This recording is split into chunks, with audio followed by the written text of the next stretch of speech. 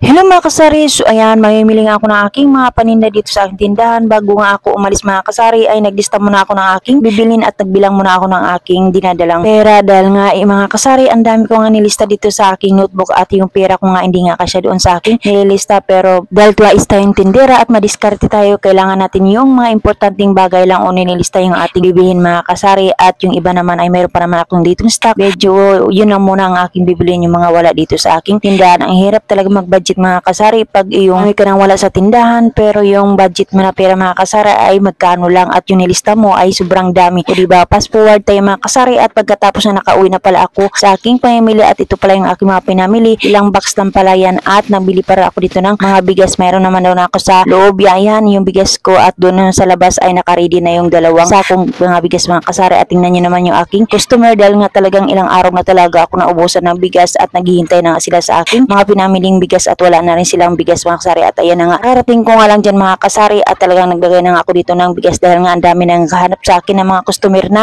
mga tinda kong bigas. At ayan na nga, naglagay na nga ako at dahil nga bibili na yung aking customer dito sa aking tinda. Dahil binuhat ko nga na ito yung isang sakong bigas mga kasari para makasalin ako dito sa aking lagayan dahil nga ang dami na talaga naghahanap dito ng aking tinitindang bigas dahil nga bukod sa mura na maganda pa talaga yung binibili kong bigas dahil ako talaga pag namimili ako mga kasari gusto ko talaga yung talagang maganda talaga yung aking binibili dahil nga yung binibili ko rin dito at tinitinda ko rin dito sa aking tindahan ay hindi na yung sinasaing namin dito sa loob ng aming bahay. So ayan naman kasari, pagkatapos ko magsalin dito ng bigas, ayan bumili pala yung aking customer mga kasari ng 5 kilo dito sa aking tindahan. At ayan na nga, may mayroon na agad akong buhay naman pagkalagay ko pa lang ng aking bigas dito sa lagayan, no, diba? Naghihintay talaga dahil nga talaga maganda talaga yung binibinta kong bigas dito. At pagkatapos nga mga kasari, lumabas naman ako dito dahil nga mayroon na akong deliver dito na tubig dahil mabinta ngayon sa tag-init dahil hindi lang talaga yelo ang binta dito sa aking tindahan, pati ito talaga yung mineral ay mas mabinta talaga dito dahil nga sa tag-init ngayon mga kasari.